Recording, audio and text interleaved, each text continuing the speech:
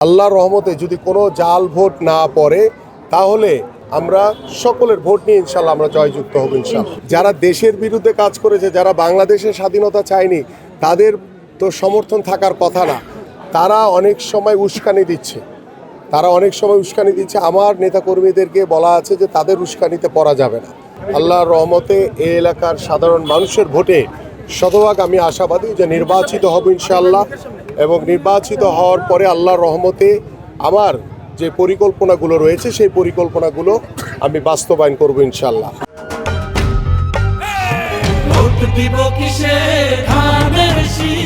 যিনি জামাতের প্রার্থী তিনি যে অভিযোগ করেছেন এটা টোটালি একটা মিথ্যাচার করেছেন। কারণ আমার এই এলাকায় সবচেয়ে শান্তিপূর্ণভাবে সবাই সবার মতো করে প্রচারণা চালাচ্ছে, এবং আপনাদের কাছে কোনো তথ্য আছে কি না যেমন কোনো যে তাকে কেউ প্রচারণায় বাধা দিয়েছে, আমি জানি না আপনাদের কাছে সেই তথ্য আছে কিনা। আমার কাছে আপাতত নাই, কারণ আমি এখন পর্যন্ত আমাদের নেতাকর্মী সবাইকে বলা হয়েছে সতর্ক থাকা অবস্থায় আমরা গণতান্ত্রিকভাবে সবাই সবার প্রচারণা চালাবে।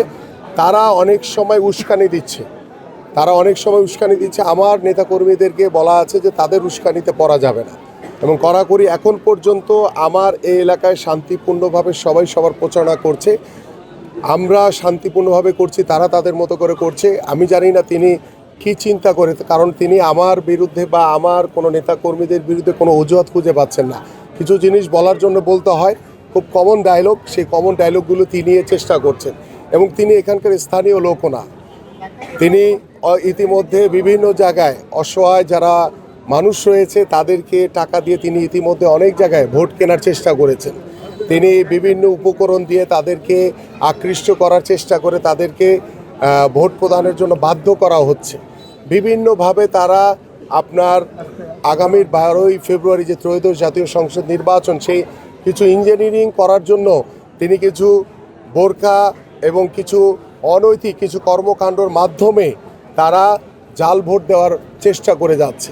আমি দৃঢ়ভাবে বিশ্বাস করি আমার এই এলাকায় আল্লাহর রহমতে যদি কোনো জাল ভোট না পড়ে তাহলে আল্লাহর রহমতে আমি আমার এই এলাকার সাধারণ মানুষের প্রতি শতভাগ আস্থা এবং বিশ্বাসী যে শতভাগ আপনার স্বতঃস্ফূর্তভাবে আমরা সকলের ভোট নিয়ে ইনশাল্লাহ আমরা জয়যুক্ত হব ইনশাল্লাহ। ইতিমধ্যে দেখেছি যে আমরা সিল এবং ব্যালট পেপার নিয়ে জামাতের অনেক নেতৃবৃন্দরা ধরা পড়েছে, এবং গতকালকেও আমরা আমাদের 2 জায়গায় সকালে এবং বিকালে বোরকা পরে আমার অসহায় মানুষের কাছে যখন তারা টাকা প্রদান করছিল ঠিক তখন তাদেরকে হাতে নাতে ধরা হয়েছে, এবং তাদেরকে পুলিশ নিয়েও গেছে এবং তাদের বিষয়ে অভিযোগ দায়ের করা হয়েছে।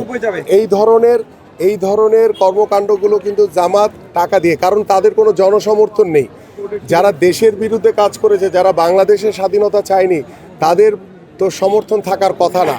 তারা তাদের নিজস্ব যে গণ্ডি রয়েছে সেই গণ্ডির ভিতরে সীমাবদ্ধ, এবং তারা এখন অঢেল টাকা রয়েছে তাদের, সেই অঢেল টাকা দিয়ে তারা বিলিয়ে, এবং আমার কাছে কিছু তথ্য রয়েছে সেটি আমি ইতিমধ্যে জানিয়েছি যে মিরপুর ডিওএইচএসের একটি জায়গা থেকে এই ঢাকা 16 আসনের টাকা পয়সা বন্টন করছে জামাত, এবং সেটি আমি ইতিমধ্যে আইনশৃঙ্খলা বাহিনীর কাছে দিয়েছি।